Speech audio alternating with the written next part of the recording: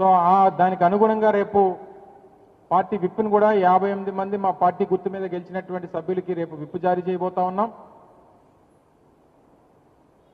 ఆ విప్ని ధిక్కరించి ఎవరైతే వారు ఆ సభకి హాజరవుతారో వారందరి మీద కూడా చట్ట ప్రకారం ఏదైతే యాక్ట్ చెప్తా ఉందో దాని ప్రకారం విప్ని ధిక్కరించినటువంటి సభ్యుల్ని మీద క్రమశిక్షణా చర్యలు కూడా తీసుకోవడం జరుగుతుందనేటువంటి విషయాన్ని ఈ సందర్భంగా తెలియజేస్తా ఉన్నాం. తప్పకుండా రానటువంటి మిగిలినటువంటి కాలం కూడా గౌరవ మేయర్ గారు హరివెంకట కుమారి గారే కొనసాగుతారు. దానికి కావాల్సినటువంటి బలం, దానికి కావాల్సినటువంటి సంఖ్య వైఎస్ఆర్ కాంగ్రెస్ పార్టీ దగ్గర ఉంది. ఎవరు ఏది చేసినా గతంలో చంద్రబాబు నాయుడు గారు 95వ సంవత్సరంలో చేసినటువంటి వైస్రాయ్ రాజకీయం దయచేసి ఇక్కడ చేయొద్దని చెప్పి కోరుతా ఉన్నాం.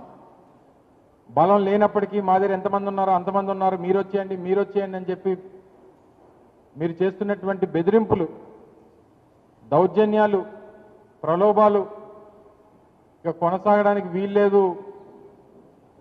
ఇప్పటికన్నా మీరు మీ పద్ధతి మార్చుకుంటే మంచిది అనేటువంటి విషయాన్ని ఈ సందర్భంగా తెలియజేసుకుంటూ ముఖ్యంగా విశాఖపట్నం నగర ప్రజలందరినీ కూడా అభ్యర్థిస్తా ఉన్నాం.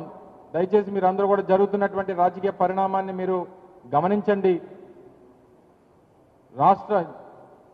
రాష్ట్రంలో వారి పార్టీ అధికారంలో ఉందనేటువంటి ఏకైక ఉద్దేశంతో ఈ తప్పుడు నిర్ణయాలకి తప్పుడు చర్యలకి వారు ముందుకెళ్తా ఉన్నారు.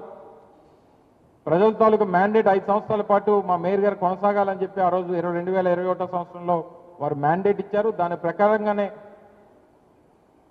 ప్రజాస్వామ్యబద్ధంగా జరగాలి తప్ప ఈ రకమైనటువంటి తప్పుడు విధానంలో వారు పీఠాన్ని చేజిక్కించుకోవాలనేటువంటి ప్రయత్నం మానుకుంటే మంచిది అనేటువంటి విషయాన్ని మరొకసారి ఈ సందర్భంగా తెలియజేసుకుంటూ రేపు అందరికీ కూడా మా పార్టీ గుర్తు మీద గెలిచినటువంటి మా పార్టీ కార్పొరేటర్లందరికీ కూడా రేపు విప్ జారీ చేయబోతా ఉన్నాం.